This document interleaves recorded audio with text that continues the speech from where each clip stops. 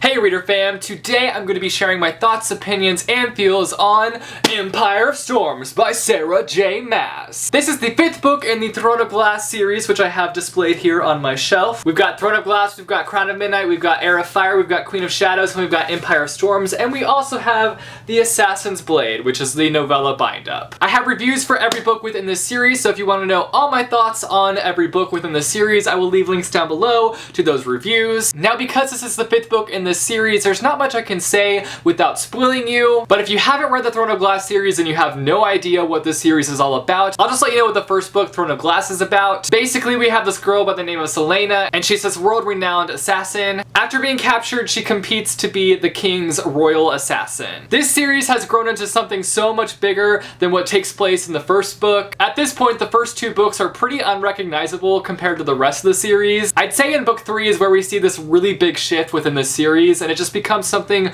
so much bigger than it was. Everything gets expanded from the world to the characters and the plot, and it has just grown into something massive. Now, I can't say that Empire of Storms is my favorite. I still really enjoyed it, but I had some issues here and there. I'm just so curious to see how she ends this series in the next book, because this is supposed to be a 6-book series, and so that means that the next book is going to be the last book in this series, and I'm just so curious to find out how she ties it all up. That's all I can say without getting into spoiler territory, so if you have not read Empire of Storms yet, you should totally go read it and then come back and discuss with me. If you have read Empire of Storms, then let's discuss.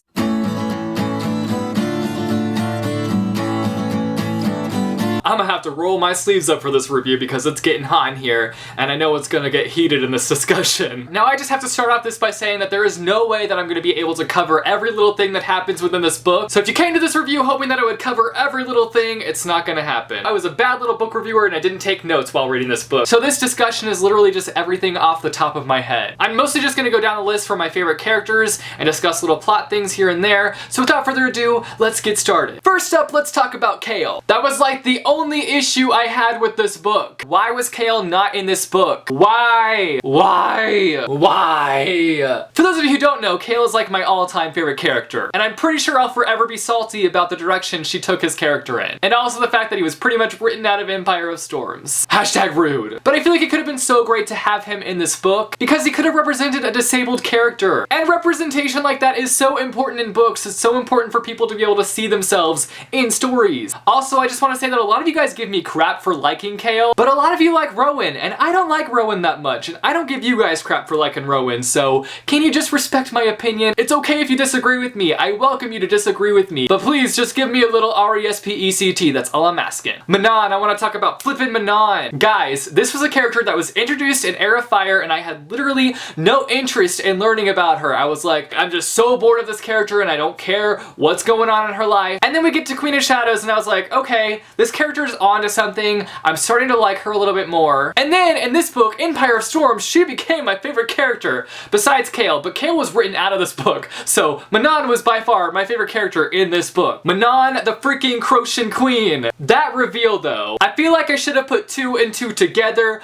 but I didn't put 2 and 2 together. So that was pretty shocking to me. I want to talk a little bit about Menon's grandmother because I hate her grandmother. Her grandmother is a freaking witch. Well, literally she is a freaking witch, but she's just an awful, terrible, heartless witch. And I was so glad that Menon did not put up with her and how she was just like, later Grams, slay! Something that I loved so much about Menon in this book is that we see some of her humanity. I feel like in the previous books she was just so guarded and she was cutthroat that we don't really get to see her heart at all. We don't really see much emotion from her. But in this book we got the chance to see some of that, and it was just so important to see that. And I just feel like we've seen so much growth with her character, and I just adore her. I adore Menon. And guys, Danon is a thing. They got together. It's canon. I'm so happy about this. Let's talk about Lorcan and Elide. At the beginning of the book, I was like, I'm not sure how I'm gonna feel about them together. I'm not sure about how I'm gonna feel about their journey. I was kind of a little bit on the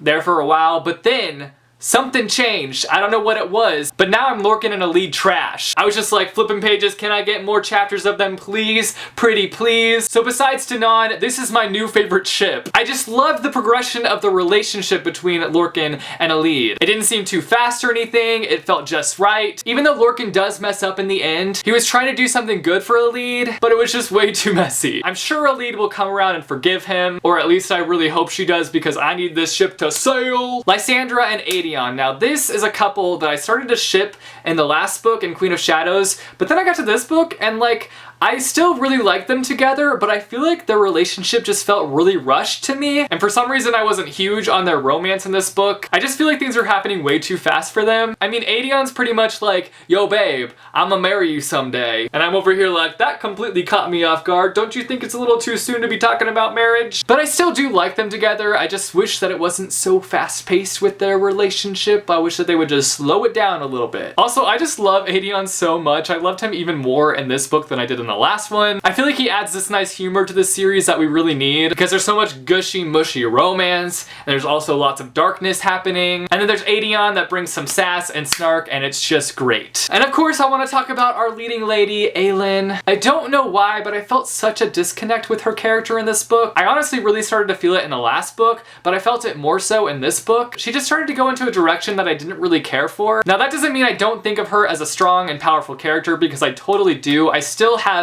loads of respect for her and what she's been through and what she's going through and what she's taking on. But unfortunately, I just didn't feel myself caring as much for her in this story, at least up until the end. In the end portion of this book, I was like screaming and flailing all over the place, and I was an emotional mess because of what she was going through. But up until that point, I was just like, I don't really care that much, Aelin. I don't care. I don't care. I really don't care. But when we find out what's happened to her, I was just a complete mess. I was at a loss for words, and my heart was just breaking for her. I think the scene that just completely broke me was when she was being whipped, and Maeve's like, you need to count out these whips or we're just gonna keep on whipping. And she refuses to count, and she's just being beaten to death. And that was just such a heartbreaking scene, and that's where I really found myself like getting emotional. I was just like, wow, okay, even though I did have this disconnect with her throughout this story, I still feel and care for her character. It was just so crazy to me how everything lined up in the end, and how Aelin like had this master plan the whole time because she knew